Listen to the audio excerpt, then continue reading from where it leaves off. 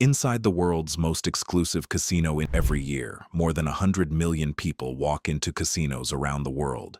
They come chasing excitement, jackpots, poker tournaments, blackjack tables, the flashing lights of Las Vegas, the glamour of Macau, the elegance of Monte-Carlo. To most people, this is what a casino looks like. Rows of slot machines, crowded gaming floors, cocktail waitresses, tourists taking selfies beneath glittering chandeliers. But here's something most visitors never realize. The biggest gamblers aren't on the casino floor. They're somewhere else entirely, hidden behind unmarked doors, private elevators, fingerprint scanners, security checkpoints, and hallways that ordinary guests will never be allowed to enter. Inside these rooms, the rules are different. There are no crowds, no cameras, no spectators. Only a handful of players sitting around a table where a single hand of baccarat can be worth more than the price of a luxury mansion. Some gamblers lose $1 million before breakfast. Others arrive by private jet from Dubai, Hong Kong, London, or Monaco, escorted directly from the airport to a private villa without ever passing through the hotel lobby. Their favorite champagne is already chilled. Their preferred cigars are waiting. The dealer already knows their name. The casino manager personally greets them at the door. Everything has been prepared before they even land, because in the casino business, there is one type of customer who matters more than everyone else combined. The whale. A single whale can gamble more money in one weekend than thousands of ordinary visitors spend in an entire year. Casinos compete fiercely for these players. Why would a casino spend millions of dollars just to attract one guest? The answer reveals something fascinating about the business of gambling. Casinos aren't really selling games. They're selling experiences, status, exclusivity, and perhaps the most addictive feeling ever created: possibility. Because inside the world's most exclusive casinos, money doesn't behave the way it does everywhere else. From the legendary salons of Monte-Carlo to the ultra-private gaming rooms hidden above the casino floors of Macau, to billionaire-only suites in Las Vegas and Singapore, there exists a hidden world that almost nobody ever sees. A world where luxury reaches levels that even five-star hotels struggle to match. A world where fortunes change hands without a single photograph ever being taken. This is the story of the world's most exclusive casinos, and the extraordinary business built around the richest gamblers on Earth. Chapter 1. How casinos became palaces. Long before casinos became billion-dollar entertainment resorts, they were gathering places for kings. The word casino doesn't originally mean what most people think. It comes from the Italian word casa, meaning house. Centuries ago, a casino was simply a small country villa or social house where wealthy families gathered for music, conversation, fine dining, dancing, and games. Gambling was only one part of the experience, but it quickly became the most profitable. As Europe entered the 17th and 18th centuries, gambling evolved from informal card games played inside aristocratic homes into something much grander. The wealthy didn't simply want somewhere to gamble. They wanted somewhere to be seen. Status has always been one of humanity's most valuable currencies. Long before social media, Europe's elite displayed their wealth through extravagant parties, magnificent estates, and exclusive gaming houses. Few places understood this better than Venice. In 1638, the city opened what historians widely recognize as the world's first government-sanctioned public casino, Il Ridotto. Located inside the Palazzo, it wasn't designed for ordinary citizens. Strict dress codes required guests to wear elegant masks and formal clothing. Games were carefully supervised. Only the wealthy could realistically afford to participate. It wasn't simply gambling. It was theater. A place where Europe's aristocracy gathered beneath crystal chandeliers to wager fortunes, while demonstrating refinement, influence, and social standing.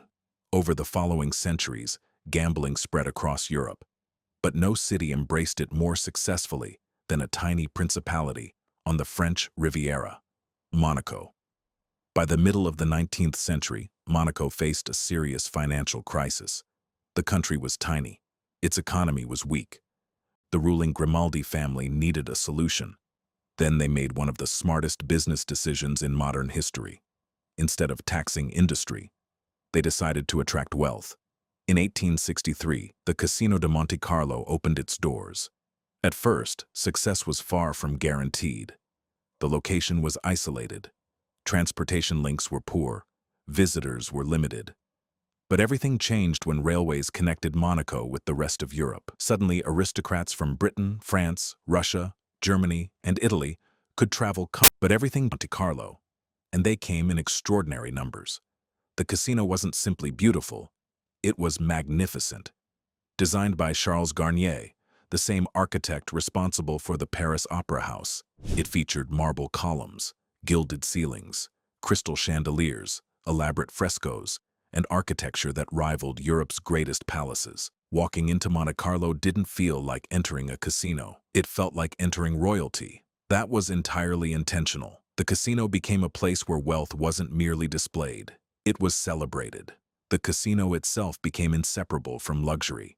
Even today, it remains one of the most recognizable symbols of sophistication in the world. Interestingly, the Grimaldi family also made another remarkable decision. Monaco residents were prohibited from gambling inside their own casino. The games existed almost entirely for foreign visitors. In other words, the casino became an export business. Instead of selling products, Monaco sold experiences. Money flowed into the tiny principality from wealthy visitors across Europe, helping transform one of the continent's smallest countries into one of its richest. Other cities quickly recognized the opportunity. Luxury casinos appeared throughout France, Britain, Germany, later across the Atlantic in America, but nowhere embraced gambling quite like Las Vegas. In the middle of the Nevada desert, entrepreneurs realized they could build something Europe never had. Not simply casinos, entire worlds, gigantic resorts where visitors could eat, sleep, shop, watch world-class entertainment, and gamble without ever leaving the property. Yet even Las Vegas eventually discovered something fascinating. Most tourists generated steady income, but a tiny group of extraordinarily wealthy gamblers generated extraordinary profits. Casinos began competing less for millions of ordinary visitors and more for a few hundred billionaires. Private gaming salons appeared behind hidden doors. Luxury villas replaced hotel suites. Personal hosts managed every aspect of a guest's visit. Entire departments were created to serve customers most people would never even know existed. The public casino became the showroom. The real business happened somewhere else, because while thousands of tourists played $20 blackjack downstairs, a billionaire might quietly wager $2 million upstairs, without anyone outside the room ever knowing. That secret world is where modern casino empires make some of their biggest profits. And it's a world almost no ordinary visitor will ever experience. Chapter 2. Inside the VIP rooms. For most people, a casino begins the moment they walk through the front doors. For the world's richest gamblers, the casino often begins before they even leave home. Imagine you're a billionaire in Hong Kong, or a royal family member from the Middle East. You don't book a hotel online.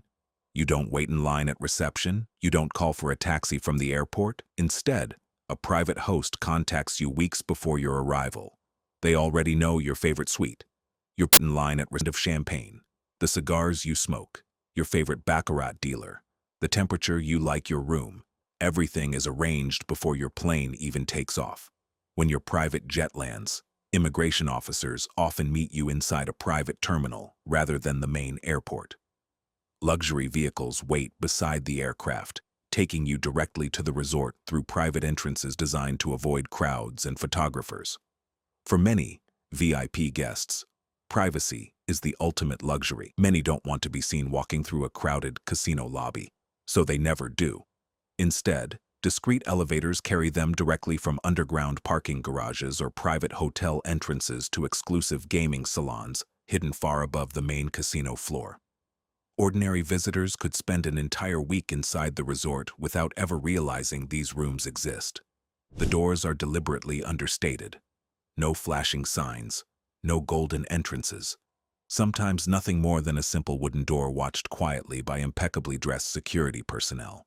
Beyond that door, the atmosphere changes completely. The sound of thousands of slot machines disappears. The music fades. The crowds vanish. Instead of hundreds of gaming tables, there may be only 3 or 4. Every table is surrounded by leather chairs instead of standard casino seating. Crystal chandeliers replace bright neon lights. Hand-woven carpets silence footsteps, while walls decorated with rare artwork create the atmosphere of a private members club rather than a casino. The dealers work differently too.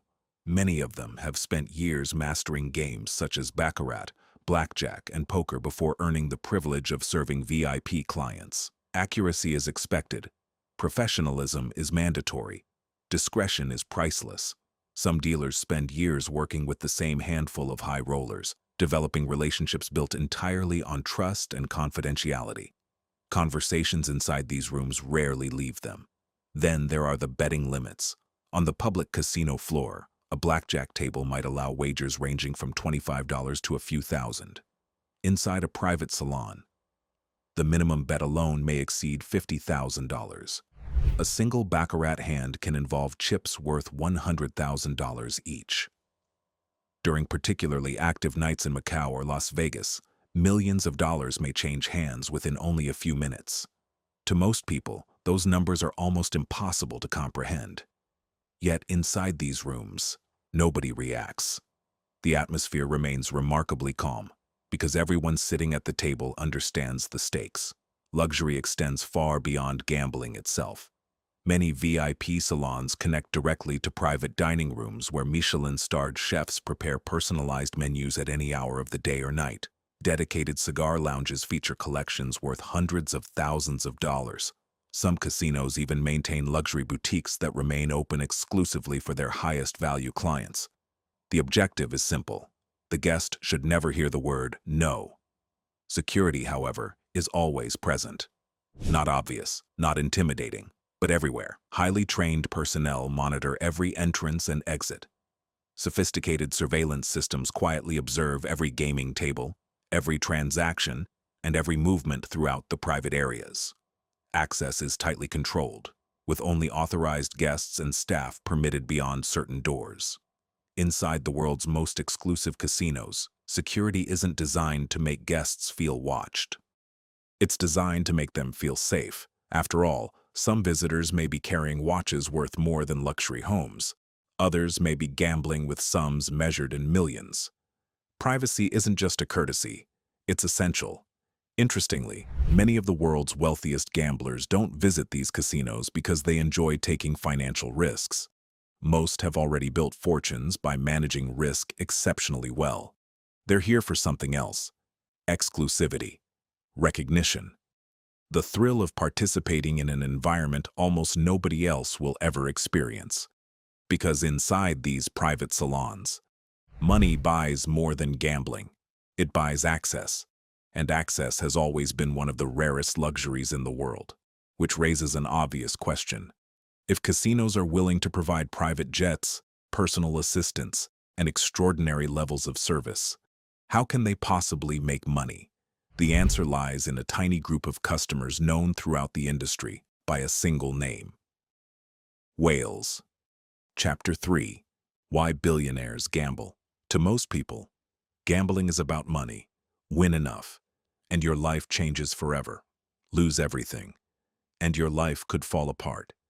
But for billionaires, that equation doesn't exist. When someone already owns private islands, super yachts, multiple homes across the world, and a fortune measured in billions, winning another $1 million changes almost nothing. So why do they keep coming back? The answer has very little to do with money. Research suggests the anticipation of winning can be just as powerful, and in some cases even more stimulating, than the reward itself. The few seconds between placing a bet and revealing the cards create a unique psychological state, possibility. For a brief moment, anything can happen. That feeling is remarkably difficult to recreate elsewhere. For billionaires, this becomes especially important.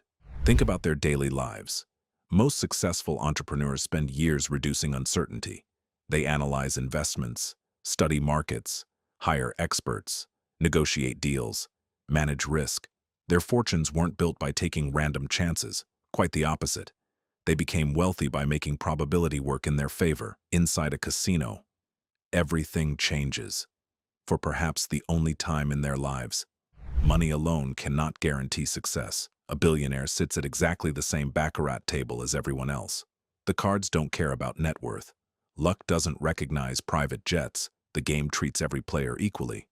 Ironically, that unpredictability becomes part of the attraction. There is another psychological factor at work: competition. Many of the world's richest individuals are extraordinarily competitive. They didn't become industry leaders by avoiding challenges. Whether building companies, investing in markets, or negotiating billion-dollar acquisitions, winning became part of their identity. Casinos offer another arena in which to compete, not necessarily against other players, but against chance itself. Some describe gambling as the last environment where money cannot completely control the outcome. And perhaps that is precisely why it remains so fascinating. Status also plays an important role. Inside exclusive gaming salons, the experience itself becomes a symbol of success. Being invited into a private baccarat room at Monaco or Macau isn't simply about gambling. It's about belonging. The room quietly communicates something. You've reached a level that very few people ever will. Luxury has always relied on scarcity. Anyone can purchase a designer handbag. Anyone can reserve a five-star hotel. But invitation-only gaming salons operate differently. Access cannot always be purchased. It often has to be earned. The casino decides who belongs. That exclusivity creates another powerful psychological reward: recognition. Many VIP gamblers also describe casinos as places where they can temporarily escape the pressures of their everyday lives. Imagine managing a multinational corporation employing 50,000 people, or overseeing billions of dollars in investments. Every decision carries enormous consequences. Every day demands constant responsibility. Then you enter a private gaming salon. For a few hours, the outside world disappears. No shareholders, no board meetings, no earnings reports, only cards, chips, and silence. For some players, gambling isn't about making money. It's about forgetting everything else. Of course, not every story ends happily. The same emotions that make gambling exciting can also make it dangerous. History is filled with wealthy individuals who believed their fortunes made them immune to risk. Some walked away after losing millions. Others continued chasing losses until even extraordinary wealth began to disappear. Casinos understand this better than anyone, which is why responsible gambling measures have become increasingly important across the industry. Leading jurisdictions now require casinos to monitor unusual betting behavior, provide responsible gambling resources, and comply with strict regulations designed to reduce gambling-related harm. The world's most prestigious casinos don't want to be remembered for destroying fortunes.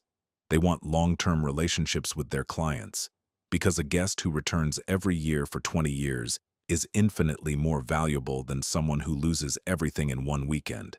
Perhaps that's why experienced casino operators often describe themselves not as people selling gambling, but as people selling entertainment, excitement, luxury, service, and memories. The games simply provide the stage, yet behind every perfectly polished gaming table exists an operation of extraordinary complexity, because handling millions of dollars every night requires something most guests never notice: security. Not just guards standing by the doors, but one of the most sophisticated surveillance systems found anywhere in the world. A hidden operation so advanced that many security experts compare it to an intelligence agency more than a casino. Technology has made surveillance even more powerful. Many of the world's leading casinos now use artificial intelligence to assist security teams.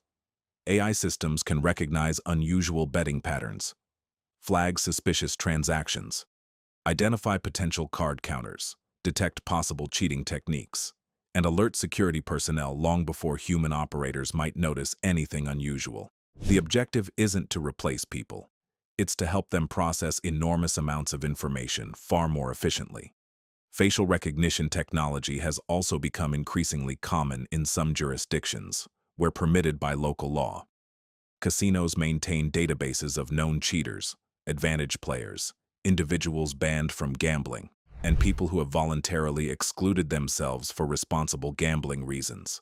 When a high-definition camera identifies someone matching those records, security teams can respond within seconds. Most guests never realize it has happened. A single high-limit baccarat table may have millions of dollars in chips on display. Counterfeiting them would be extraordinarily difficult. Handling cash requires another layer of protection. Large casinos don't simply collect money in cash drawers throughout the day. Armored procedures move funds through secure routes inside the building, eventually reaching heavily protected counting rooms where specialized teams verify every transaction. Inside these rooms, security protocols become even stricter. Multiple employees work together under constant surveillance. Every bundle of cash is counted repeatedly. Every discrepancy is investigated, because trust alone is never enough. Everything must be verified. VIP gaming introduces entirely different challenges. When one player is gambling with tens of millions of dollars, security isn't just about preventing theft, it's about protecting privacy. Many of the world's wealthiest casino guests value anonymity above almost everything else. Some are CEOs negotiating billion-dollar acquisitions. Others are members of royal families. A photograph taken at the wrong moment could become an international news story. For that reason, exclusive gaming salons operate under extraordinary levels of discretion. Employees working inside these areas are often bound by strict confidentiality agreements. Discretion isn't simply encouraged, it's expected. Casinos must also comply with increasingly strict financial regulations.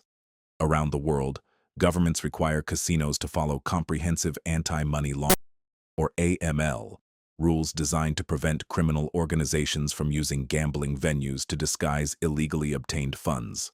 Large transactions are monitored, customer identities are verified, suspicious activity may be reported to financial authorities depending on local regulations. In today's casino industry, compliance has become just as important as hospitality. Ironically, the biggest threat to a modern casino isn't always a thief. Sometimes it's reputation. One widely publicized security failure can damage customer confidence overnight. That's why the world's leading casinos invest enormous resources ensuring problems are prevented long before guests ever become aware of them. Perhaps that's the greatest achievement of casino security. When it works perfectly, nobody notices. Guests simply enjoy their evening. But despite all this technology, casinos still depend on one thing more than anything else: human nature. Because while security protects the business, dreams are what keep people walking through the front doors. And that's why, after centuries of change, the world's most exclusive casinos continue thriving in an age where almost everything else has gone digital. 4. Why casinos will never die. For centuries, people have predicted the end of casinos. When lotteries became popular, they said casinos would disappear. When online gambling arrived, they said nobody would travel anymore. When smartphones made betting possible from anywhere, they claimed the age of luxury casinos was over. Yet today, the global casino industry is larger than ever. So why haven't casinos disappeared? Because casinos were never really in the gambling business. They're in the entertainment business. Think about Las Vegas. Millions of visitors arrive every year. Yet surprisingly, many never gamble at all. They come for Michelin-star restaurants, nightclubs, Formula One, five-star hotels. The casino has become just one attraction inside an enormous entertainment ecosystem. Modern integrated resorts understand something fundamental. The longer guests stay, the more they spend. A visitor might arrive intending to play blackjack. Instead, they reserve a luxury suite. Leave having spent far more outside the casino than inside it. Gambling brings people through the door. Luxury keeps them there. This strategy has transformed entire cities. Perhaps nowhere demonstrates it better than Macau. Located just across the Pearl River Delta from Hong Kong, Macau was once a quiet Portuguese colony. Today, it is the largest gambling market on Earth. For years, Macau generated gaming revenues several times larger than those of the Las Vegas Strip. Its success wasn't built on slot machines. It was built on VIP baccarat. High rollers from across Asia traveled to Macau's exclusive salons, where billions of dollars changed hands every year. Although regulatory changes, economic shifts, and the COVID-19 pandemic significantly altered Macau's VIP gaming landscape, the city remains one of the world's premier casino destinations, while increasingly diversifying into entertainment. Singapore followed a different path. When Marina Bay Sands opened in 2010, many doubted whether a country famous for strict laws would embrace casino gaming. Instead, the integrated resort became one of the most profitable casinos ever built. Its iconic rooftop infinity pool became instantly recognizable around the world, but the casino itself was only part of the vision. Convention centers, luxury hotels, designer shopping malls, celebrity restaurants, art exhibitions, entertainment venues. The objective wasn't simply to build a casino, it was to build a destination. This model is now spreading across the world. Integrated resorts are emerging throughout Asia and the Middle East, combining luxury hospitality. The future isn't about bigger casinos, it's about bigger experiences. Technology is reshaping the industry too.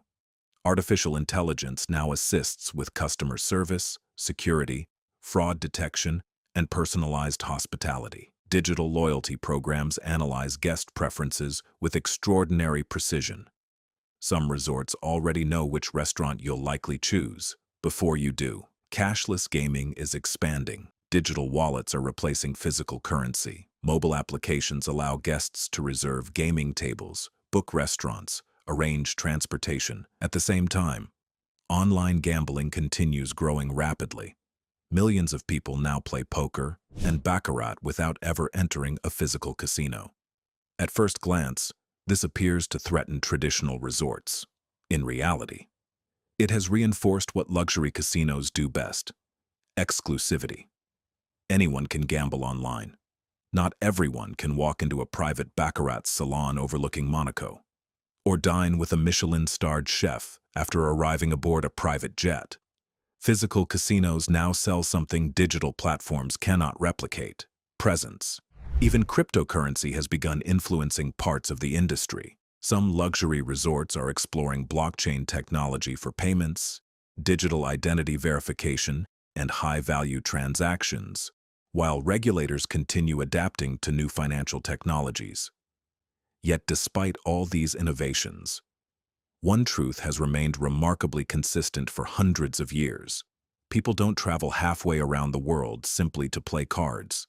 They travel because casinos promise something much larger: a story, an experience, a memory they'll tell for the rest of their lives. Step inside one of the world's most exclusive casinos, and it's easy to think you're looking at a palace built for gambling. Crystal chandeliers, private gaming salons, Michelin-starred dining, presidential suites, collections of rare art, champagne flowing without end. But beneath all that luxury lies a remarkably simple business: hope. Every chip placed on a table represents possibility. The possibility of winning, the possibility of making history, the possibility that the next card, the next spin, the next roll could change everything. Ironically, the world's richest gamblers already possess almost everything money can buy: private islands, super yachts, collections of priceless artwork, fortunes measured in billions. Yet they continue returning to these extraordinary places, not because they need more money, but because money cannot buy uncertainty. It cannot buy adrenaline. It cannot buy the thrill of risking something valuable when the outcome remains unknown. That feeling remains priceless. For casinos, the equation has never really been about gambling. It's about creating an environment where mathematics quietly works in the background, while guests focus entirely on emotion. Luxury, status, exclusivity, entertainment. The games are simply the mechanism. The experience is the product. From the elegant halls of Monte-Carlo, to the private salons of Macau, to the towering resorts of Las Vegas and Singapore, the world's greatest casinos have mastered one timeless lesson. People rarely remember how much they won, or how much they lost. They remember how they felt, and perhaps that's why casinos have survived for centuries despite changing technology, economic crises, online competition, and shifting regulations. Because they don't sell chips, they don't sell cards, they don't even sell luck. They sell possibility. And as long as human beings continue dreaming about what might happen next, the world's most exclusive casinos will never truly run out of customers.